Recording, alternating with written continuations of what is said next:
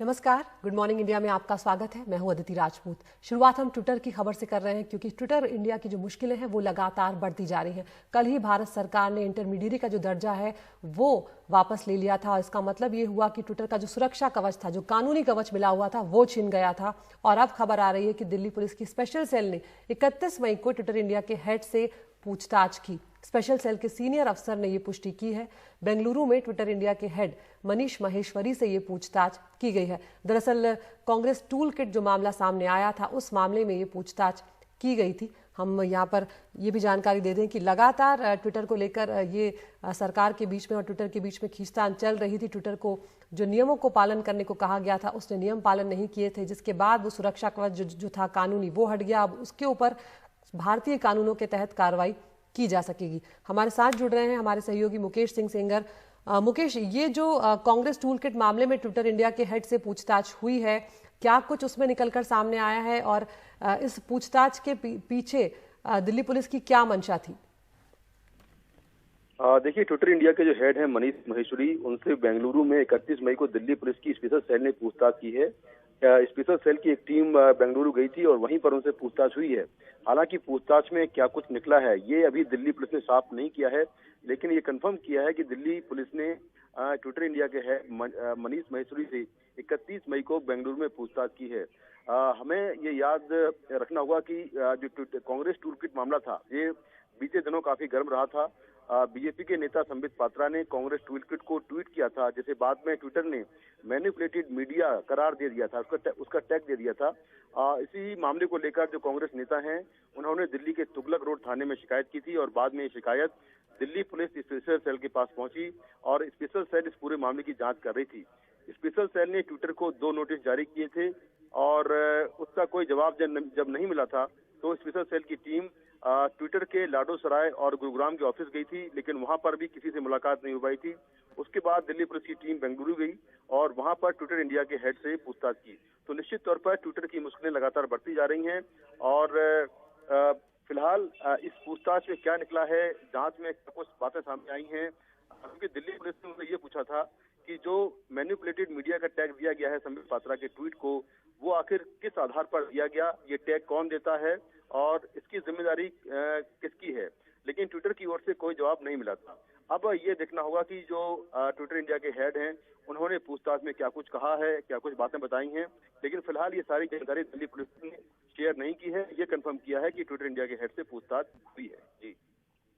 जी, शुक्रिया मुकेश, इस तमाम जानकारी के लिए। अपडेट के लिए आपके पास आते रहेंगे।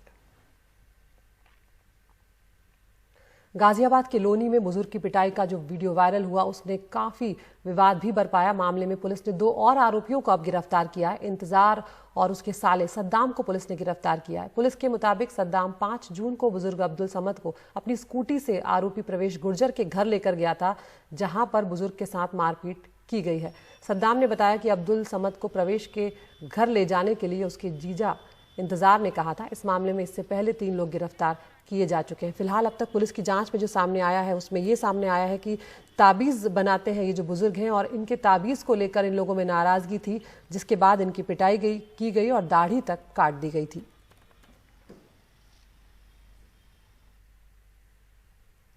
और हाईकोर्ट से जमानत के बावजूद दिल्ली दंगों के आरोपी पिंजरा तोड़ सदस्यों की रिहाई कल नहीं हो पाई है। माना यह जा रहा है कि हाईकोर्ट आज तुरंत इनकी रिहाई के आदेश दे सकता है।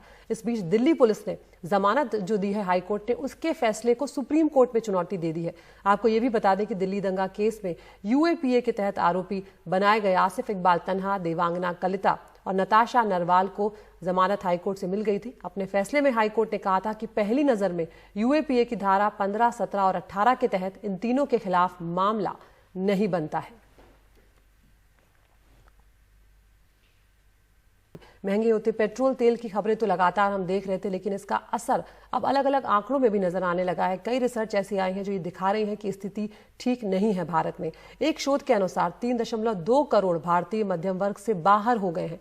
7.5 करोड़ लोग ऐसे हैं जो रोज सिर्फ 150 रुपए या उससे कम कमाते हैं और 2011 से लेकर 2019 के बीच में 5.5 करोड़ से ज्यादा लोग जो हैं वो मध्यम वर्ग में शामिल हुए थे। मध्यम वर्ग वो जो लोग 700 से 1400 रुपए एक दिन में कमाते हैं। निर्मला पहले 10,000 रुपया महीना कमा लिया करती थी, लेकिन कोविड के बाद उसकी कमाई बिल्कुल खत्म होती चली गई। बीते 1 साल में उसकी बचत भी खत्म हो गई है, उधार बढ़ रहा है और अब वो 2 वक्त के खाने के लिए भी रिश्तेदारों की दया पर निर्भर है। 1 रुपए नहीं है, खाने भी मुश्किल है, दुकान को आना काम करना पहले से अभी और मुश्किल हो रहा है। कर्जा लोग पूछ रहे हैं कहाँ से देना, उन्हों दो बोल के बोले तो नहीं निकल रहा। तेल का दाम भी बढ़ गया, मुश्किल है, बहुत मुश्किल है। खाना खाने की मुश्किल है, पूछने वाले पैसे पूछ रहे, देव अम्मा बोल के पैसे पूछ रहे। कोविड की वजह से बहुत सारे निम्न मध्य वर्गीय घर गरीबी रेखा के नीचे चले गए हैं। अमेरिका की रिसर्च संस्था प्यू रिसर्च सेंटर का अनुमान है कि भारतीय मध्यम वर्ग का 1/3 हिस्सा इस दौर में गरीब हो गया है, यानी दशकों से गरीबी हटाने में जो कामयाबी मिली थी वो खत्म हो रही है। ड्राइवर रहे येल्लैया अपने 3 बच्चों को स्कूल भेजने के लिए कड़ी मेहनत करते थे ताकि उनकी जिंदगी सुधर सके, लेकिन अब उन्हें लग रहा है कि जिंदगी रिवर्स गियर में जा रही है। ये बताते हुए वो फूट पड़ते हैं कि बच्चे स्कूल छोड़कर अब काम कर रहे हैं ताकि परिवार चल सके। बड़ी बेटी डिपार्टमेंटल स्टोर में है, उससे छोटे 2 बच्चे सड़क पर सब्जी बेचते हैं। सब कुछ इतना महंगा है, हम इसीलिए काम करने की कोशिश कर रहे हैं। मुझे एक लैपटॉप चाहिए था, लेकिन अब ये संभव नहीं है। येल्लैया के तीनों संतान स्कूल जाने वाले होशियार बच्चे हैं। स्मिता के तो 10वीं कक्षा में 10 में से 10 जीपीए आए, फिर भी वो सड़क पर है क्योंकि कोविड और लॉकडाउन ने 2 वक्त की रोटी मुहाल कर दी है। बहुत सारे परिवार का यही सच है। हैदराबाद से कैमरा पर्सन नागराजू के साथ उमा सुधीर, एनडीटीवी इंडिया के लिए।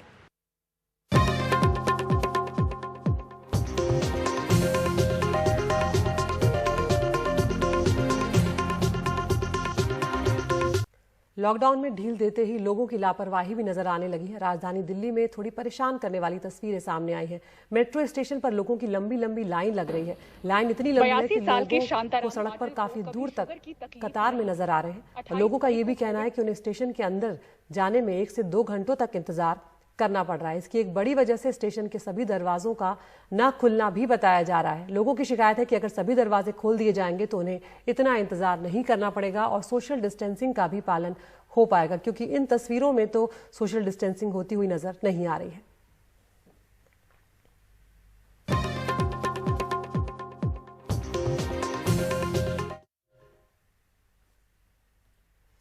और इधर हम जानते हैं कि कोविड जो है उसने लगातार लोगों को परेशान किया और ये बीमारी ऐसी है कि कई बार अलग अलग तरह की दिक्कतें जो है वो भी देकर जा रही है। अब तक माना जा रहा था कि डायबिटीज के कारण कोविड का संक्रमण और घातक रूप ले लेता है, लेकिन अब जानकार बता रहे हैं कि कोविड के कारण भी डायबिटीज की समस्या पैदा हो रही है। बताया यह भी गया है कि करीब 15% कोविड मरीज ऐसे हैं जिन्हें कोरोना संक्रमण से पहले डायबिटीज नहीं था, लेकिन संक्रमण के बाद उन्हें डायबिटीज हो गया। कोविड इंसुलिन बनाने वाली कोशिकाओं को नष्ट कर देता है। तो यहाँ पर जरूरी यही है कि सावधानियां बरती जाएं और कोविड से बचा जाए।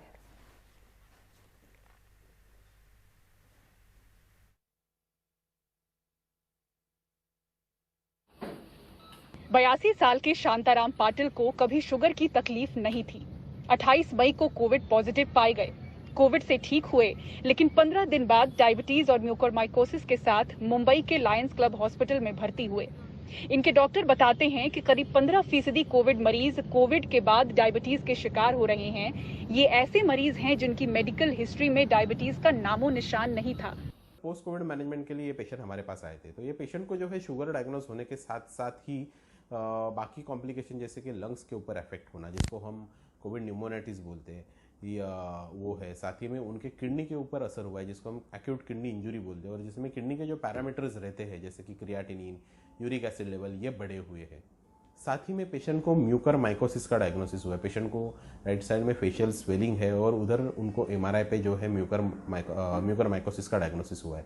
तो शुगर होने के कारण जो है ये केस जो है काफ़ी कॉम्प्लिकेटेड फेज में हमारे पास प्रेजेंट हुआ है। अराउंड 10 to 15% पेशेंट्स ऐसे रहते हैं कि जिनको पहले डायबिटीज़ नहीं है और अभी ड्यूरिंग ट्रीटमेंट या जब भी पेशेंट रिकवरी फेज में रहता है वो समय पे जो है पेशेंट को डायबिटीज डायग्नोज होता है। जानकार बताते हैं कि कोरोना वायरस पैनक्रियाज पर हमला करता है, उनके अंदर इंसुलिन बनाने वाली कोशिकाओं को नष्ट करता है। कोविड के इलाज के लिए इस्तेमाल हुआ स्टेरॉइड भी शुगर लेवल बढ़ा रहा है।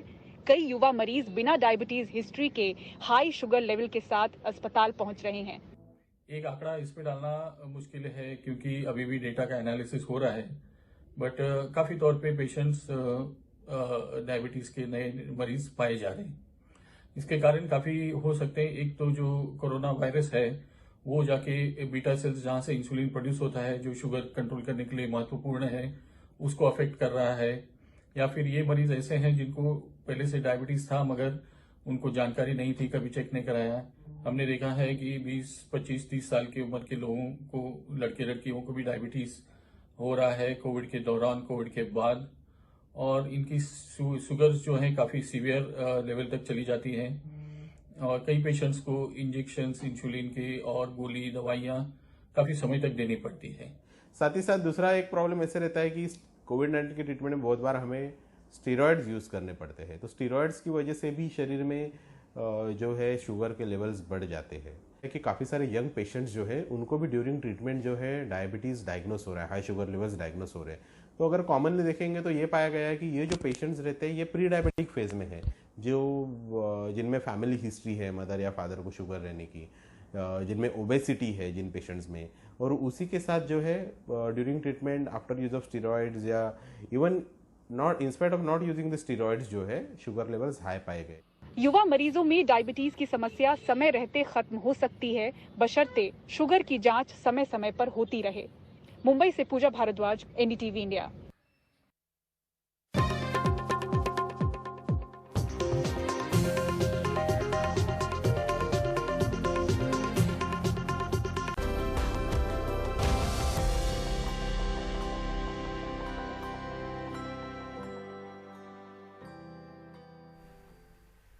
नमस्कार, मैं हूं अदिति राजपूत। हाजिर है एनडीटीवी गूगल की खास पेशकश वैक्सीनेट इंडिया लेकर, जिसमें वैक्सीन और कोरोना से जुड़ी जानकारी आप तक पहुंचाते हैं। जब देश ने कोरोना का कहर देखा तो जो लोग गंभीर हुए उनमें कई कोमोर्बिड मरीज थे जिन्हें पहले से कोई बीमारी थी। कई ऐसे मरीज भी चपेट में आए जिनका इम्यून सिस्टम कमजोर था, लेकिन कुछ ऐसे मरीज भी थे जो स्वस्थ थे लेकिन फिर भी उन्हें गंभीर फेफड़ों का इन्फेक्शन झेलना पड़ा। अभी तीसरी लहर का खतरा भी मंडरा रहा है। ऐसे में किन बातों का ध्यान रखा जा सकता है कि हम खुद को कोरोना की गंभीरता से बचा सकें? इस पर बातचीत करने के लिए हमारे साथ जुड़ रहे खास मेहमान प्रोफेसर जीसी खिलनानी है, चेयरमैन है PSRI institute of pulmonary critical care और स्लीप मेडिसिन में। डॉक्टर साहब, बहुत शुक्रिया, आपने वक्त निकाला हमसे बातचीत करने के लिए। पहला सवाल आपसे यही जानना चाहूंगी डॉक्टर साहब कि कोरोना के वक्त में वो जो लंग्स की समस्याओं से जूझ रहे हैं या नहीं भी जूझ रहे हैं, वो क्या करें कि फेफड़ों की सेहत जो है वो बनी रहे? अदिति, ऐसा है कि करीब 5% लोगों में निमोनिया होने, कोरोना निमोनिया के बाद भी कुछ सिम्टम्स बच जाते हैं, जैसे खांसी का होना, सांस में तकलीफ होना, और उसमें से कुछ लोगों को लंग का फाइब्रोसिस भी होता है, क्योंकि कोरोना बेसिकली दोनों लंग्स में निमोनिया करता है। तो इस सूरत में जिन लोगों को कोरोना के बाद में खांसी चलती है या उनको सांस में तकलीफ होती है या उनका ऑक्सीजन सैचुरेशन कम होता है, ये उन लोगों को होती है जिनको सीवियर डिजीज होती है, जो आईसीयू में होते हैं, जिनको पहले से कोई लंग की बीमारी होती है, जो स्मोकर होते हैं, जिनको ब्रोंकाइटिस होती है, या जिनकी इम्यूनिटी कमजोर होती है, या एल्डरली होते हैं।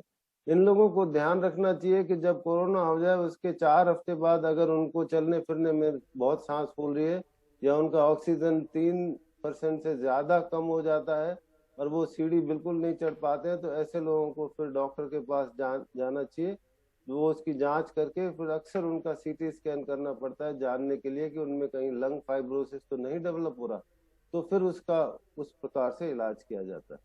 धन्यवाद। बिल्कुल डॉक्टर साहब, कई बार ये भी देखा गया है हमने, और ये बात बिल्कुल साफ हो गई है एक तरह से, कि वैक्सीन की अगर एक डोज भी लोगों ने ली थी तो वो गंभीर संक्रमण से बच गए थे। वो कोरोना जब उनको हुआ भी अगर, तो वो गंभीरता से उसकी बच गए, अस्पताल जाने से बच गए। ऐसे में यहाँ पर वो लोग जो डर रहे हैं उन्हें वैक्सीन का महत्व समझना बहुत जरूरी है।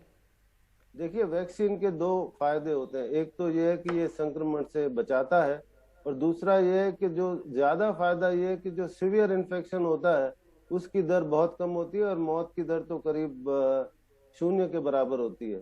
तो जब पहला डोज लगता है, खास करके जो कोविशील्ड वैक्सीन का, उसके 3 हफ्ते के बाद करीब 70% इम्यूनिटी यानी रोग प्रतिरोधक क्षमता पैदा हो जाती है। लेकिन ये है कि जो इन्फेक्शन से बचाव होता है वो 100% नहीं होता है, फिर भी आपको इन्फेक्शन तो हो सकता है, लेकिन इन्फेक्शन होगा तो या तो एसिम्टोमेटिक होगा या माइल्ड होगा। लेकिन जो कंप्लीट इम्यूनिटी है, जो पूरी जो क्षमता है, वो दूसरे डोज के 2 हफ्ते बाद आती है। तो आप डरे नहीं, अगर आपने एक वैक्सीन लगा दी है और 3 हफ्ते अगर गुजर गए हैं तो आपको कुछ इम्यूनिटी डेवलप हो गई है, वो 70% करीब है। लेकिन दूसरा डोज समय आने पर जरूर लगाएं और उसके 2 हफ्ते बाद अब आप अपने आप को पूर्णतः इम्यून मान सकते हैं। धन्यवाद जी डॉक्टर साहब, जो लोग कोविड से ठीक हो गए हैं, अब उनकी अगर बात करें तो अभी भी वो लोग, किसी को खांसी की दिक्कत हो रही है, किसी को सांस संबंधी समस्याएं आ रही हैं, किन्हीं कुछ लोगों को चढ़ने में भी सीढ़ियां दिक्कत आने लगी है, और कई बार ऐसे भी लोग हैं जो बहुत जल्दी करते हैं, वापस एक्सरसाइज करने की कोशिश करते हैं, वापस जो वर्कआउट है वो स्टार्ट करना चाहते हैं, उन्हें आप क्या सलाह देंगे? देखिए, कोविड के 2 महीने बाद सिर्फ 12% लोग जो है ना बिल्कुल नॉर्मल महसूस करते हैं।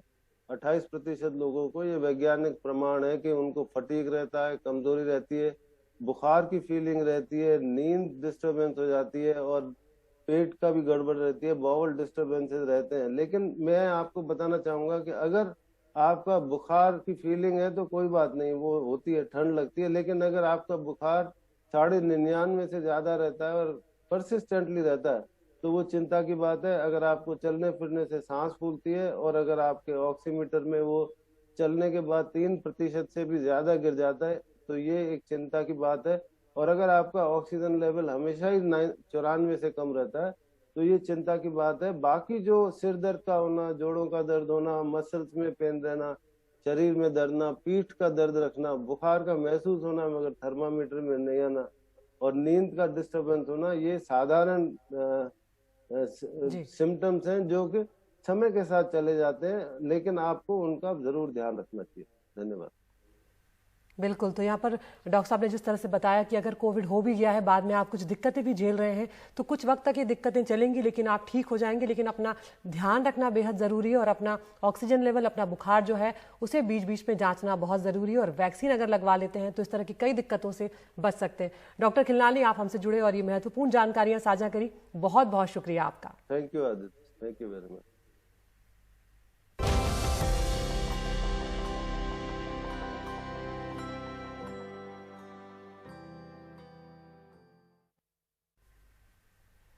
उद्योगपति मुकेश अंबानी के घर यानी एंटीलिया के बाहर से बरामद हुई विस्फोटक से भरी स्कॉर्पियो के मामले में एक बड़ी खबर आ रही है। पूर्व एनकाउंटर स्पेशलिस्ट प्रदीप शर्मा के घर एनआईए की तलाशी की खबर आ रही है। सुबह 5 बजे से ये तलाशी चल रही है। हम सीधा रुख करते हैं हमारे सहयोगी सुनील सिंह का। सुनील, क्या कुछ जानकारी मिल रही है और ये जो एनकाउंटर स्पेशलिस्ट है प्रदीप शर्मा, इनके बारे में भी बताएं। देखिए, एंटीलिया बॉम्ब स्केयर केस में एक बड़ा डेवलपमेंट हुआ है कि जिस प्रदीप शर्मा पूर्व एनकाउंटर स्पेशलिस्ट जो हैं, उनसे कई दौर की पूछताछ हुई थी, लेकिन अभी तक उनको गिरफ्तार नहीं किया गया। लेकिन आज जो है, जब 11 जून को जब 2 लोग पकड़े गए, संतोष सेलार और एक और शख्स पकड़ा गया, और संतोष सेलार की जब जानकारी निकाली गई तो ये पता चला कि वो प्रदीप शर्मा का करीबी है। उसके बहुत सारे फोटोज उसके साथ हैं। और उस अंदाज में जब जांच आगे बढ़ी तब आज सुबह एनआईए की टीम प्रदीप शर्मा के घर पहुंची है। अंधेरी के जेबी नगर में उनका घर है और वहां पर तलाशी ली जा रही है। इस मामले में अब तक तकरीबन 6 लोग गिरफ्तार किए जा चुके हैं। और सबसे बड़ी बात है कि 3 सर्विंग पुलिस ऑफिसर हैं। उसमें से पहले सचिन वाजे, जो कि पूर्व एनकाउंटर स्पेशलिस्ट प्रदीप शर्मा की टीम में काम कर चुके थे, उन्होंने ही सब कुछ प्लान किया था, ये बताया गया। उसके बाद उनके सहयोगी एपीआई रियाजुद्दीन काजी की गिरफ्तारी हुई थी। उसके बाद क्राइम ब्रांच के ही यूनिट 11 के सीनियर पीआई सुनील माने की गिरफ्तार किया गया था। और 11 जून को 2 व्यक्ति और गिरफ्तार किए गए मालाड से, संतोष सेलार और आनंद जाधव। ये बताया जा रहा है कि जो मनसुख हिरन है, उनकी हत्या में इन दोनों का रोल था और कुल 5 लोगों ने मिलकर उस हत्या को अंजाम दिया था। और उस दौरान जो है लॉजिस्टिक की बात कहें या फिर इन सभी को कहीं न कहीं समर्थन देने का जो एक शक या आरोप है वो प्रदीप शर्मा पे। हालांकि प्रदीप शर्मा बार बार इंकार करते रहे हैं। उनका कहना है कि जरूर वो इन सभी को जानते हैं, लेकिन ये इनसे पहले पूर्व में जुड़े रह चुके हैं। और ये जहाँ तक संतोष सिलार की बात है तो वो उनका मुखबिर रहा है पहले। और ऐसे बहुत से लोग हैं जो उनके साथ उनके फोटो हो सकते हैं, लोगों को जानते हैं। इसका ये मतलब नहीं कि वो उसमें शामिल हैं।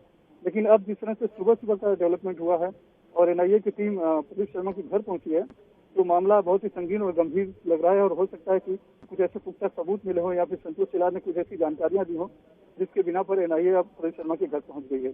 प्रदीप शर्मा मुंबई पुलिस के 1984 बैच के अफसर हैं, एनकाउंटर स्पेशलिस्ट हैं, विवादों में रहे हैं हमेशा, और 2006 में लखन भैया एनकाउंटर में ये आरोपी थे, जेल में भी रहे हैं। हालांकि उसमें बाद में वो बरी कर दिए गए थे सबूतों के अभाव में।